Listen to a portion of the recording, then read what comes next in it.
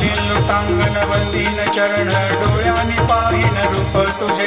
प्रेमे अलंगीन आनंदे पूजिन भावे वाणीन म्हणे नावा